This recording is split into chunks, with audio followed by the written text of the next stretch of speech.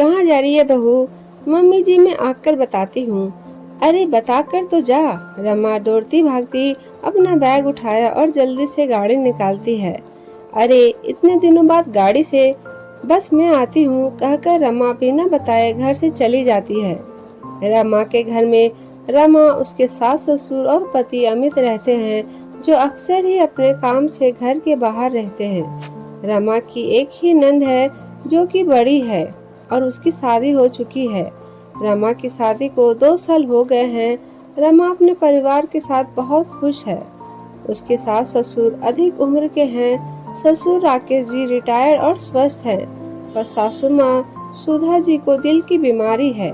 4 घंटे बाद रमा घर लौटी। उसके ससुर उसके साथ थे, जो कि बुरी तरह से घायल थे। माथे पर पट्टी बंधी हुई थी, हाथ में फ्रैक्चर हो गया था। सुधा जी अपने पति की ऐसी हालत देखकर बिल्कुल घबरा गई। अरे आपको यह सब क्या हुआ? कैसे हुआ? कब हुआ? बदहवास एक के बाद एक प्रश्न करती जा रही थी। अरे मम्मी जी अब सब ठीक है, आप घबराइए नहीं, आप बैठ जाइए, सब बढ़िया है। रमा ने उनको समझाते हुए बोला। राकेश जी को भी बोले, मैं बिल्कुल ठीक हूँ, बस यह हेयर लाइन फ्रैक्चर है जो कि जल्दी ही ठीक हो जाएगा।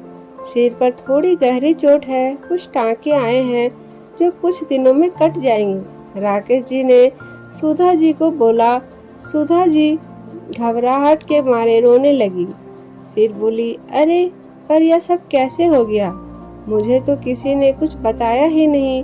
रमा जल्दी से पानी लेकर आई और वह अपने सास ससुर को पानी देते ही बोली, इसलिए मम्मी जी मैं आपको कुछ भी नहीं बता कर गई थी क्योंकि आप घबरा जाती।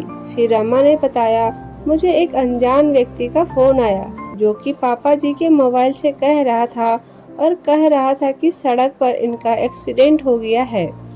उन्होंने यह नंबर दिया है आपसे बात करने को, तो मैं आपको फोन कर रहा हूँ। मम्मी जी इसीलिए बिना बताए आपको मैं चली गई। यदि मैं आपको बताती तो आप घबराती जाती रहती। घबराहट तो मैं भी गई थी, लेकिन मुझे तो हिम्मत दिखानी थी ना। वैसे भी अमित शहर में नहीं है। सुधा अपनी प्यारी बहू रमा की बातें सुन बहुत ही गर्व महसूस कर रही थी। उन्होंने कुछ सोचते हुए लंबी सांस भरते हुए कहा, अच्छा है तूने साल भर पहले ड्राइविंग सीख ली थी, देखा काम आ ही गई। हाँ मम्मी जी, कुछ दिनों से मुझे गाड़ी चलाने से मुझे कॉन्फिडेंस भी आ गया था। और पापा जी का एक्सीडेंट वीरान जगह हुआ था, वहाँ पर आने जाने से ज़्यादा साधन नहीं दिख रहे थे। और हाँ, अपनी गाड़ी में से सही समय पर पहुंच गई। डॉक्टर ने बोला आप इनको और थोड़ा देर में लाती तो काफ़ी ब्लीडिंग हो जाती, फिर इनको कोमा में जाने का डर रहता। सर पर गहरा घाव है, पर चिंता की कोई भी बात नहीं है। डॉक्टर ने सीटी स्कैन करके बता दिया है, सब सही है।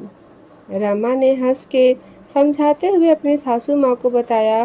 सुधा जी भी रमा को देखकर खुशी से मुस्कुराने लगी। आज उनकी बहू ने इतनी समझदारी से एक बेटे जैसा काम किया। राकेश जी को भी देखने को 2 दिन बाद पड़ोस के वर्मा जी आए। उनकी बहू बैंक में जॉब करती थी।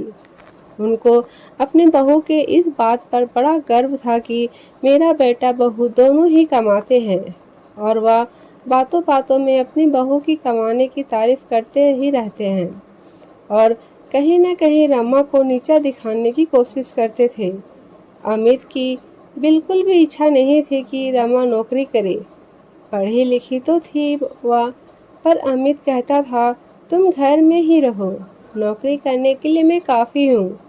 तुम मेरे माँ पापा और अपना ध्यान रखो, खुश रहो और ज़िंदगी का मज़ा लो, मेरे लिए यही काफ़ी है। रमा को भी नौकरी करने की कोई खास इच्छा नहीं थी। उसे अपनी सीधी सरल ज़िंदगी पसंद थी, इसीलिए उसने भी नौकरी करने की कोई भी जिद नहीं की।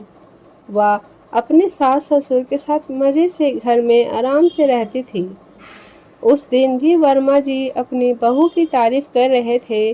उनकी बातों से अब रमा थोड़ी हर्ट होती थी।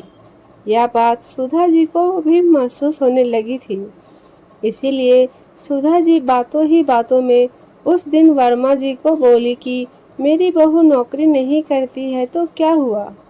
वैसे तो बहुत ही सुशील, संस्कारी तथा होशियार है। समय के साथ सही निर्णय लेकर हम लोगों का पूरा ध्यान रखती है। आज राकेश जी हम लोग के सामने हैं तो सिर्फ रमा की वजह से है।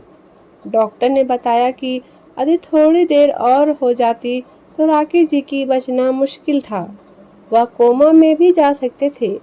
और रमा नौकरी नहीं करती, उसमें उसकी और अमित दोनों की इच्छा है। जरूरी नहीं कि घर में सभी लोग नौकरी करें। राजेश जी की इतनी अच्छी पेंशन आती है, साथ ही मेरा बेटा भी इतना अच्छी नौकरी में है। गांव में हमारी इतनी प्रॉपर्टी भी है, तो हमें नहीं लगता कि रमा को नौकरी करना जरूरी है। आज सुधा जी की बात सुनकर वर्मा जी अपना समूह लेकर रह गए। सबके सामने सुधा जी के मुंह से अपनी बड़ाई सुन रमा अंदर ही अंदर बहुत खुश और गौरवान्वित महसूस कर रही थी। उसे लगा जब मेरे परिवार वाले मुझसे खुश हैं तो मुझे और कुछ नहीं चाहिए। दोस्तों, आज समाज का प्रचलन हो गया है कि जो लोग नौकरी करते हैं लोग उसको ऊंचा दर्जा देते हैं, पर यह मन की इच्छा और पति पत्नी का मिलकर लिया गया फैसला होता है। यदि किसी महिला की इच्छा नहीं है तो नौकरी करना जरूरी भी नहीं। दोस्तों, उम्मीद करती हूँ ये छोटी सी कहानी आपको अच्छी लगी होगी। धन्यवाद।